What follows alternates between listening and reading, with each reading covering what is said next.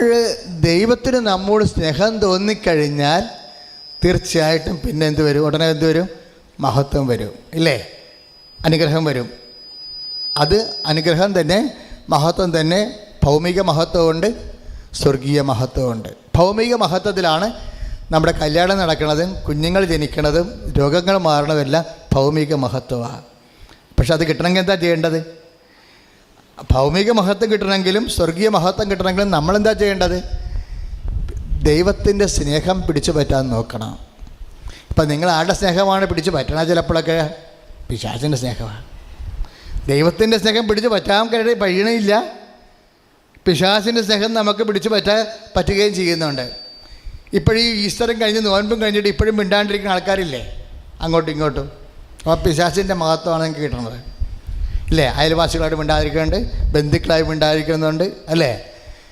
ചിലരുടെ കൂടെ പള്ളിയിൽ പോകത്തില്ല, കണ്ടാൽ മിണ്ടത്തില്ല, താഴോട്ട് നോക്കി നടക്കും, ഇങ്ങനെ കുറേ. അപ്പോൾ ആർക്കാണ് മഹത്വം കിട്ടുന്നത്? പിശാചിൻ്റെ. അപ്പോൾ പിശാചിൻ്റെ അനുഗ്രഹം കിട്ടാൻ സാധ്യതയുണ്ട്, നരകത്തിൽ പോകാൻ സാധ്യതയുണ്ട്. പിശാചിന് വേറെ എന്താ ചെയ്യണേ? കാക്കയുടെ കൂടെ കൂടിയ കാക്ക എവിടെ കൊണ്ടുപോകണമെന്ന് നമുക്കറിയാം, സാത്താൻ്റെ കൂടെ കൂടിയ എവിടെ പോകണമെന്ന് നമുക്കറിയാം. അപ്പം അതുകൊണ്ടാണ് ഈ ജ്ഞാനസ്ഥാനത്തെ സമയത്ത് സഭ ചോദിക്കും, നിങ്ങൾ പിശാചിനെ ഉപേക്ഷിക്കുന്നുവോ? ചോദിച്ചായിരുന്നാ? അപ്പോൾ പള്ളിയിൽ പോയല്ലേ? സന്തോഷം. രാത്രി പകലാണോ പോയത്, രാത്രിയാണോ പോയത്? രാത്രി പോയ ഒരു മാത്രം ഒന്ന് കൈ പൊക്കിക്കേ. ദൈവത്തിന് നന്ദി, പ്രൈസ് ദി ലോർഡ്. അടുത്ത കൊല്ലം നിങ്ങളെല്ലാവരും രാത്രി പോണേ.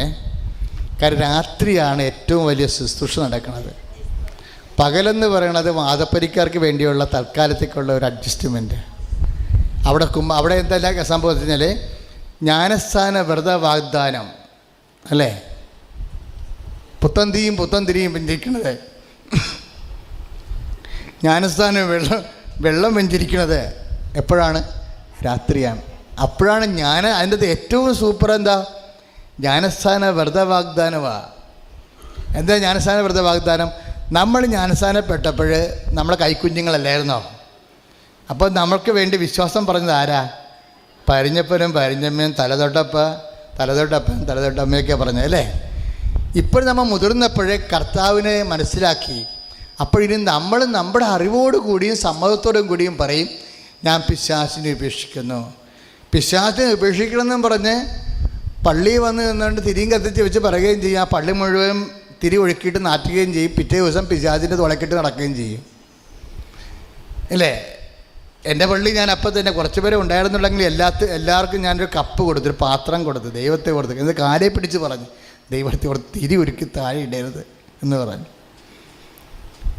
അപ്പോൾ ആ തിരി കത്തിച്ച് വെച്ച് വിശ്വാസത്തിൻ്റെ പ്രതീകമാണ് കത്തിച്ച് പിടിക്കണത്. തിരി എന്താണ്? കത്തിച്ച് പിടിക്കണത് എന്താ? വിശ്വാസമാണ്. സഭയിൽ നമുക്ക് ആദ്യം കിട്ടിയത് എന്താണ്? വിശ്വാസമാണ്. സഭയിൽ നിന്ന് എല്ലാവർക്കും വിശ്വാസം നമുക്ക് എന്താ തരണത്? മുതിർന്നവരുടെ ജ്ഞാനസ്ഥാനത്തിൽ സഭ ചോദിക്കവേ, സഭയിൽ നിങ്ങൾ എന്താണ് ആഗ്രഹിക്കുന്നത്? ഉടനെ ആൾക്കാരെന്താ പറയണത്? മറുപടി വിശ്വാസം. ഇപ്പം ചില ആൾക്കാരൊക്കെ സഭയ്ക്കെതിരെ എന്തെല്ലാം കാര്യങ്ങളാണ് ഫേസ്ബുക്കിലൊക്കെ ഒക്കെ പറയണത്. എന്തെങ്കിലും തരത്തിൽ ഒരു കൊടുക്ക വാങ്ങൽ, എന്തെങ്കിലും ഒരു കയ്യബദ്ധമോ വിവേകക്കുറവോ വിവേചനക്കുറവോ ധൃതിയ എന്തെങ്കിലും പറ്റിപ്പോയി കഴിഞ്ഞാൽ ഉടനെ ശത്രുക്കൾ അങ്ങോട്ട് ആഘോഷിക്കും. അതിൻ്റെ കൂടെ ക്രിസ്ത്യാനികളും കൂടും. അതിൻ്റെ കൂടെ കൂടാൻ ക്രിസ്ത്യാനികൾ എന്ത് ഉദ്ദേശത്തിൽ കൂടണതാണ്?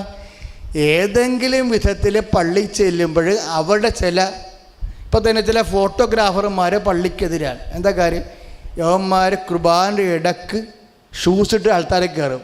അപ്പോൾ വികാരിച്ചന്മാർ സമ്മതിക്കുമോ? ചവിട്ടി പുറത്താക്കും. എന്താ കാര്യം? നമ്മൾ അത്രയും സൂക്ഷിച്ചാണ് ആൾക്കാർ കഴിയുമ്പോൾ ഈ ദിവ്യമായ സമയത്ത് ഇതുപോലെ അതുപോലെ എന്തെങ്കിലും മുറിവുകളൊക്കെ ആർക്കെങ്കിലുമൊക്കെ ഉണ്ടാകും അധികാര സ്ഥാനത്ത് നിന്ന്.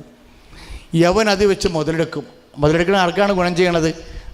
അവനോട് എന്തെങ്കിലും കാർക്കശ്യമായ പള്ളി കമ്മിറ്റിയില്ല, സംഘടനയില്ല, കാർക്കശ്യമായ പെരുമാറ്റമുള്ള അച്ഛന്മാർ ചിലപ്പോൾ സഭയുടെ താല്പര്യങ്ങൾ സംരക്ഷിക്കുന്നതിന് വേണ്ടി ചില സമയത്ത് വ്യക്തിയുടെ താല്പര്യങ്ങൾക്കെതിരെ വരുമ്പോൾ വ്യക്തിയെ ശാസിക്കുകയും ചെയ്യും, അച്ഛന്മാർ പോകുകയും ചെയ്യും. പക്ഷേ ഇവർ സഭയെ ആക്രമിക്കണം. ആരെ ആക്രമിക്കണതാണ്?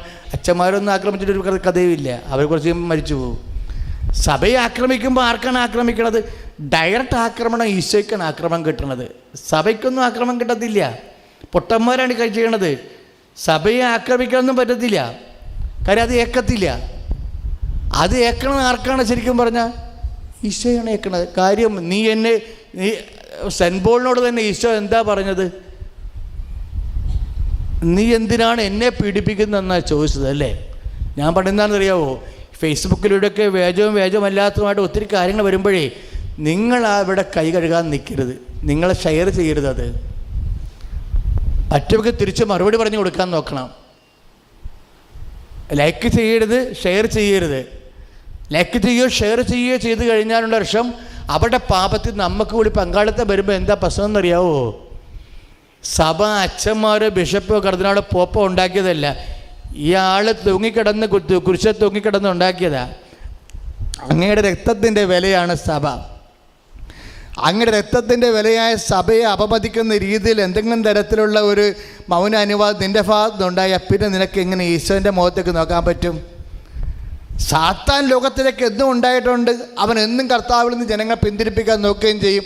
പക്ഷെ അതിൻ്റെ കൂടെ നമ്മൾ ബാധ്യസ്ഥരല്ല. സ്തുതിക്കട്ടെ. ഹല്ലേലൂയ, ഹല്ലേലൂയ, ഹല്ലേലൂയ.